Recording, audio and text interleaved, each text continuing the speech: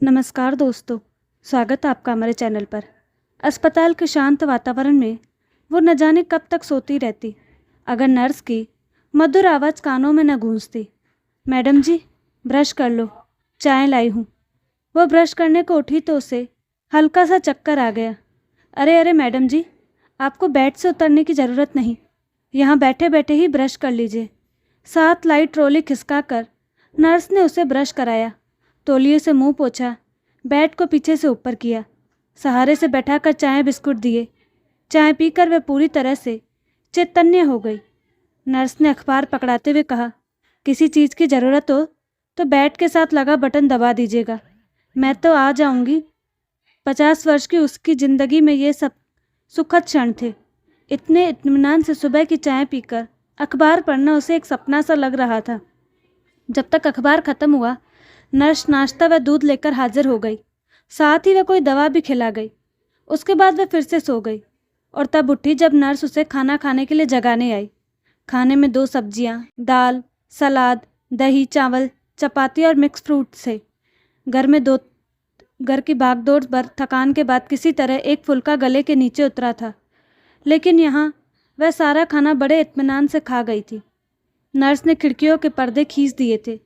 कमरे में अंधेरा हो गया था, एसी चल रहा था। निश्चिंतता से लेटी वह सोच रही थी, काश सारी उम्र अस्पताल के इसी कमरे में गुजर जाए। कितनी शांति व सुकून है यहाँ। किंतु तभी चिंतित पति व असहाय अम्मा का चेहरा उसकी आंखों के सामने घूमने लगा। उसे अपनी सोच पर गलानी होने लगी कि घर पर अम्मा बीमार है। 2 महीने से वे बिस्तर पर ही है। 2 दिन पहले तक तो वही उन्हें हर तरह से संभालती थी। पति निश्चिंत भाव से अपना व्यवसाय संभाल रहे थे। अब ना जाने घर की क्या हालत होगी। अम्मा उसके यानी अनु के अलावा किसी और की बात नहीं मानती। किसी और से अम्मा अपना काम नहीं करवाती। अम्मा चाय, दूध, जूस, नाश्ता, खाना सब उसी के हाथ से लेती थी। किसी और से अम्मा अपना काम नहीं करवाती। अम्मा के हल्के हाथों से मालिश करना, उन्हें नहलाना धुलाना, उनके बाल बनाना, सभी काम अनु ही करती थी। सब कुछ ठीक चल रहा था, लेकिन अम्मा के साथ साथ आने जाने वाले रिश्तेदारों की सुबह से लेकर रात तक खातिरदारी भी उसे ही करनी पड़ती थी। उसे हाई ब्लड प्रेशर था। अम्मा और रिश्तेदारों के बीच चक्करगिनी बनी। आखिर वह एक रात अत्यधिक घबराहट व ब्लड प्रेशर की वजह से फोर्टिस अस्पताल में पहुंच गई थी। आनन फानन उसे ऑक्सीजन लगाई गई। 2 दिन बाद एंजियोग्राफी भी की गई, लेकिन सब ठीक निकला। आर्टरीज में कोई ब्लॉकेज नहीं था। जब स्ट्रेचर पर डालकर उसे एंजियोग्राफी के लिए ले जा रहे थे, तब फीकी मुस्कान लिए पति उसके कंधे पर हाथ रखते हुए बोले, चिंता मत करना, आजकल तो ब्लॉकेज का इलाज दवाओं से हो जाता है। वो मुस्कुरा दी थी। आप व्यर्थ ही चिंता करते हैं, मुझे कुछ नहीं है। उसकी मजबूत इच्छा शक्ति के पीछे अम्मा का बहुत बड़ा योगदान रहा। अम्मा के बारे में सोचते हुए वह पुरानी यादों में गिरने लगी थी। उसकी माँ तो उसे जन्म देते ही चल बसी थी।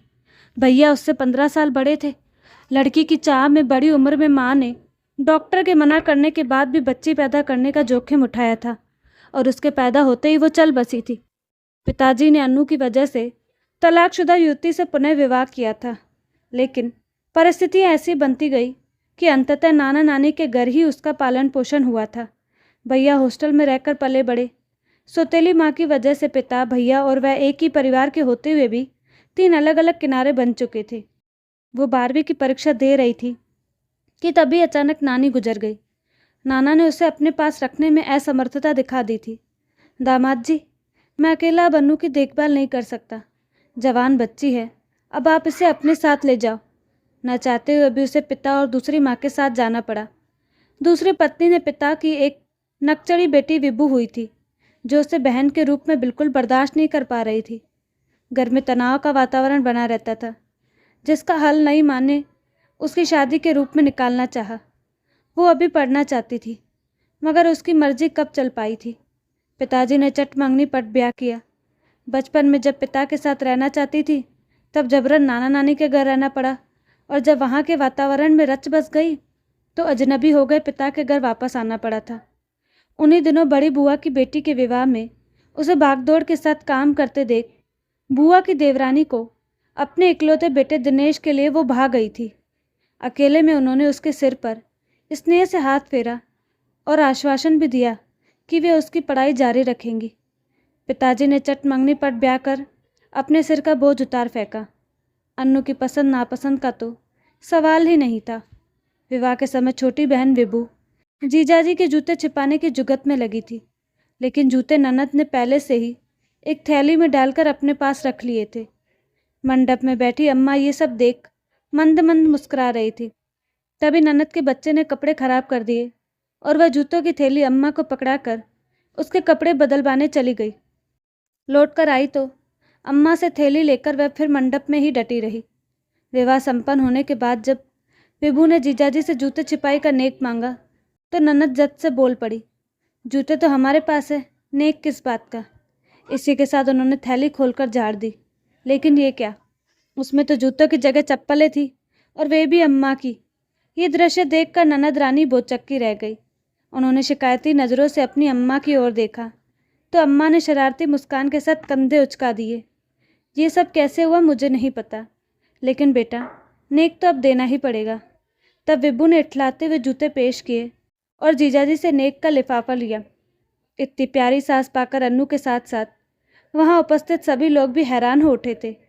ससुराल पहुँचते ही अन्नू का जोरों शोरों से स्वागत हुआ, लेकिन उसी रात उसके ससुर को अस्थमा का दौरा पड़ा।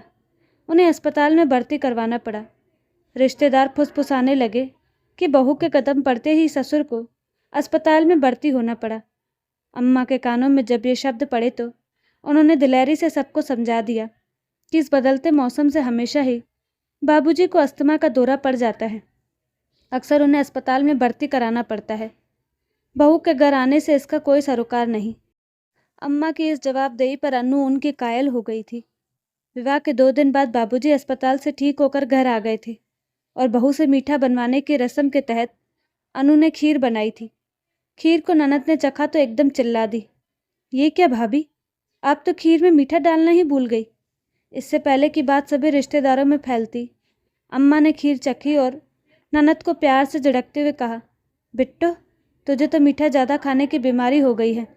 खीर में तो बिल्कुल सही मीठा डाला है। ननद को बाहर भेज अम्मा ने तुरंत खीर में चीनी डालकर उसे आंच पर चढ़ा दिया। सास के इस अपनेपन व समझदारी को देखकर अनु की आंखें नम हो आई थी। किसी को कानों कान खबर न हो पाई थी। अम्मा ने खीर की तारीफ में इतने पुल बांधे थे कि सभी रिश्तेदार भी अनु की तारीफ करने लगे।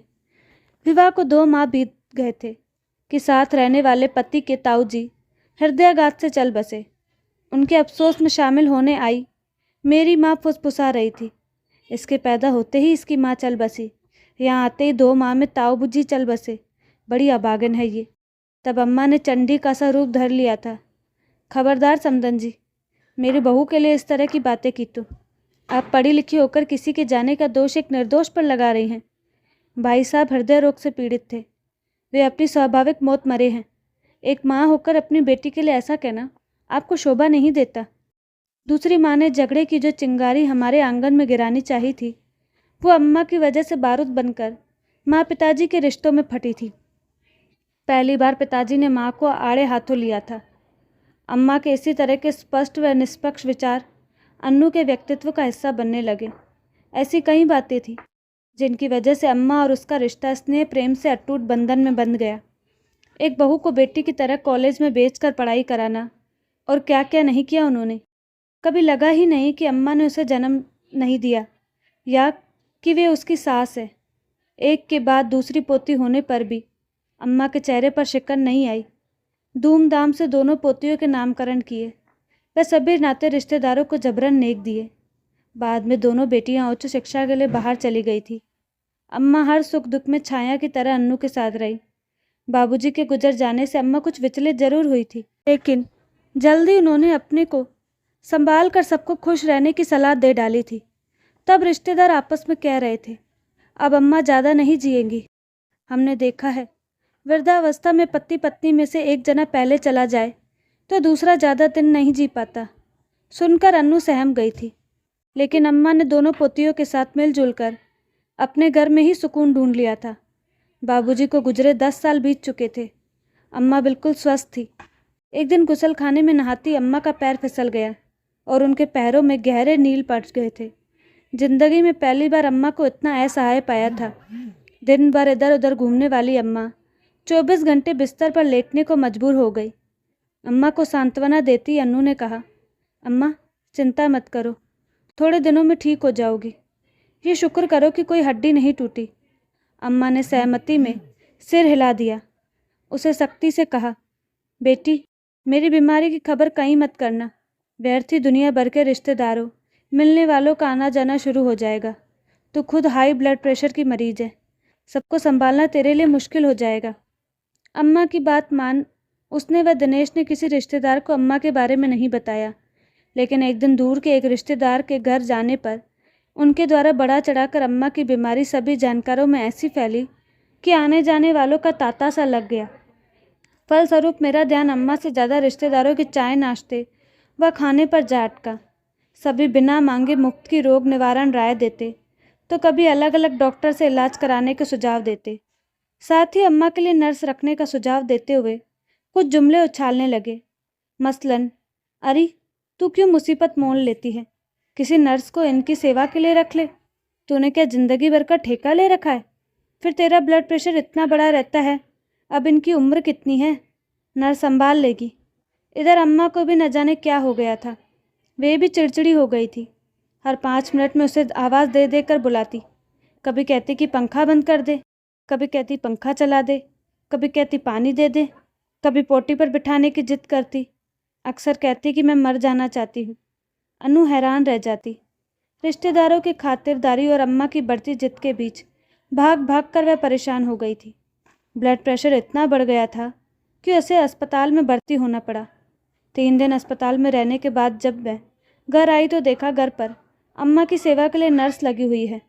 उसने नर्स से पूछा, अम्मा नाश्ता खाना आराम से खा रही है? उसने सहमति में सिर हिला दिया। दोपहर को उसने देखा कि अम्मा को परोसा गया खाना रसोई के डस्टबिन में पड़ा हुआ था। नर्स से पूछा कि अम्मा ने खाना खा लिया, तो उसने स्वीकृति में सिर हिला दिया। ये देखकर वो परेशान हो उठी। इसका मतलब 3 दिन से अम्मा ने न ढंग से खाना खाया। नर्स को उसने उसके कमरे में आराम करने भेज दिया और स्वयं अम्मा के पास चली गई। अनु को देखते ही अम्मा की आंखों से आंसू बहने लगे। अवरुद्ध कंठ से वे बोली, अनु बेटी, अगर मुझे नर्स के भरोसे छोड़ देगी तो रिश्तेदारों की कई बातें सच हो जाएगी। मैं जल्दी इस दुनिया से विदा हो जाऊंगी। वैसे ही सब रिश्तेदार कहते हैं कि अब मैं ज़्यादा दिन नहीं जीऊँगी। 3 दिन में ही अम्मा की अस्त व्यस्त हालत देखकर अन्नू बेचैन हो उठी। क्या कह रही हो अम्मा? आपसे किसने कहा? आप अभी खूब जियोगी, अभी दोनों बच्चों की शादी करनी है। अम्मा बड़बड़ाई। क्या बताऊं बेटी, तेरे अस्पताल जाने के बाद आने जाने वालों की सलाहें व बातें सुनकर इतनी परेशान हो गई कि ज़िंदगी सच में एक बोझ सी लगने लगी।